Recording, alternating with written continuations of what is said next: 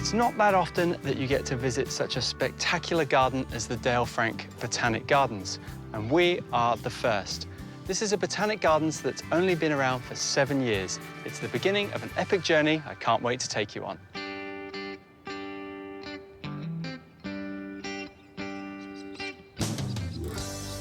This whole Botanic Garden is set around traditional Victorian garden design. There's sight lines, there's vistas, there's avenues, and there's lots of circuit walks.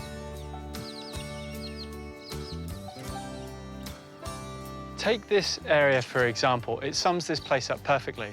There's just 2 plants that have been used. We've got golden barrel cactus and bottle trees, both really popular in modern garden design, but they've got this prehistoric look, yet they've been laid out in a traditional grove.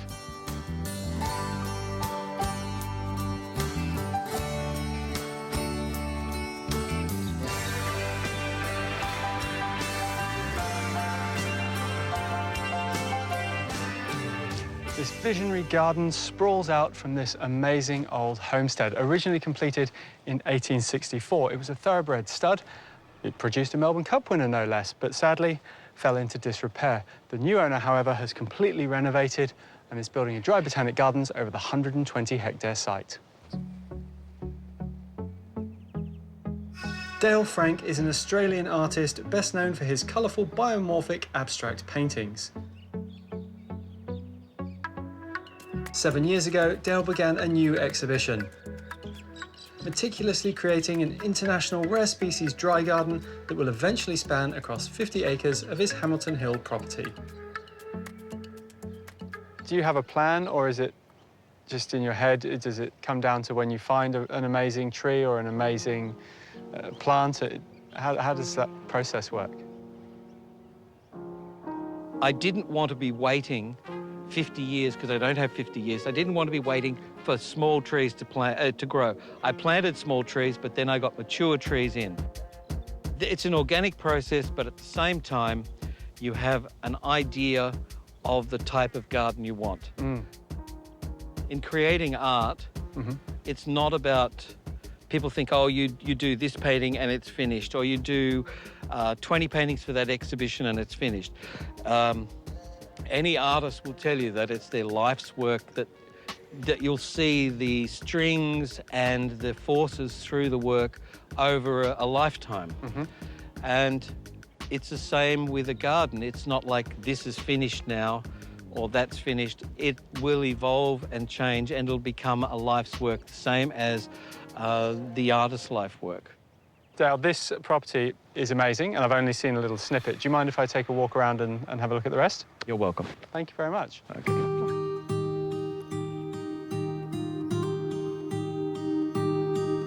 The first plants that went into this garden were the trees, and it's amazing to think some of them only went in at 90 centimetres high. The next area was this. They call this the upper alley, and it really is a textural and colourful delight.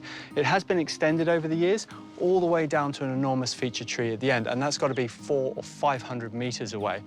It's amazing to think that just 7 years ago, this was nothing but a bare paddock.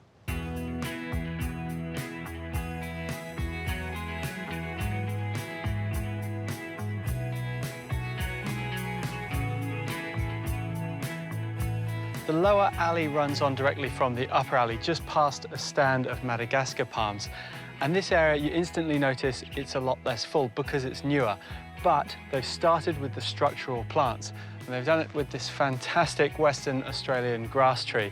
They're dotted all the way down and combined with agaves as well. Now, the Western Australian ones, these ones are particularly from the Kimberley. They've got a really lovely blue colour to the foliage, and they actually transplant a lot easier than the New South Wales versions. You get much more success, and when you see them en masse like this, it's absolutely amazing.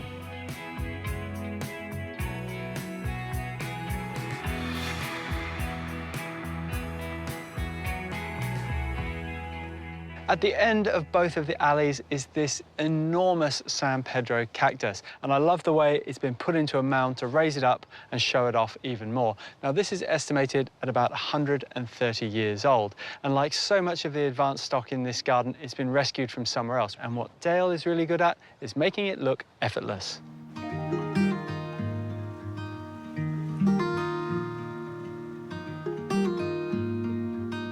I've never seen this many date palms in one spot. Well, not in Australia anyway.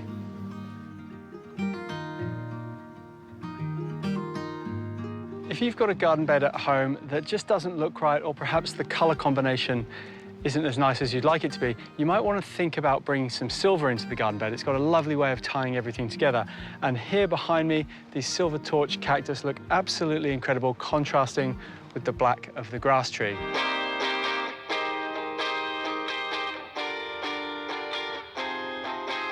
It's filled with an eclectic range of cacti like I have never seen. But at 50 acres, this garden is huge, so I've got much more to discover. There are two very distinct styles of planting in this garden. There's the organized chaos, the tapestry of plants, and then there's this. This is a single stand of elephant cactus. They're absolutely incredible, and it has a very art installation type feel to it. Flanking the entrance to this garden is two concrete pillars that are actually just made up of an old driveway they didn't want to throw away. And it's the contrast between this style of planting and the tapestry style of planting that make this garden very intriguing and a lot of fun to walk around.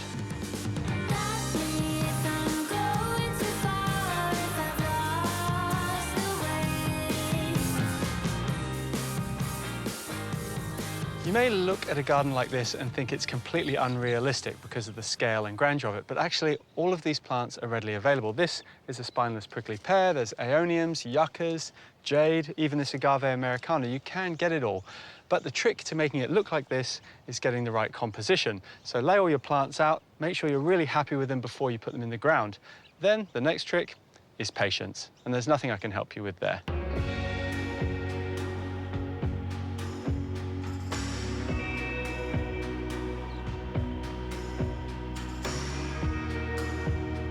Flanking either side of the house are these lovely forest woodland type plantings.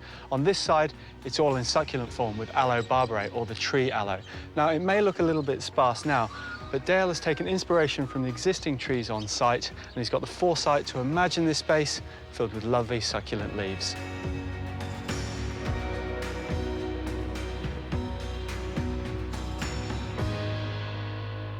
And on the other side is this lovely forest of Chinese elm trees, and you can already see the effect of the canopy joining up. And what that does is creates a little microclimate under here, so it's really nice and cool. But what's really clever about this space is the plants haven't all gone in at the same size, and that makes it feel dynamic and less stale. It's really nice under here.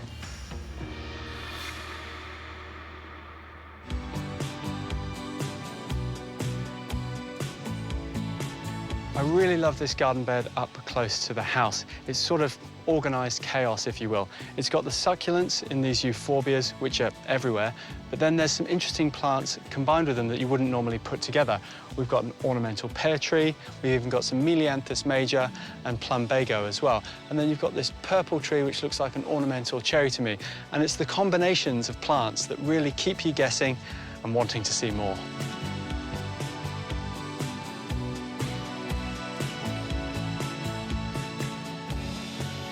Sometimes one of the hardest things in landscape design is to come up with a concept and actually get started on it. But to come up with a concept on a scale like this is really quite incredible, and there are some moments of genius. This planting is absolutely fantastic, and you can see in the future it's only going to get better and better, but Dale has the foresight to think 50 years in advance. And when we get to that point, well, I think we'll have one of Australia's finest gardens.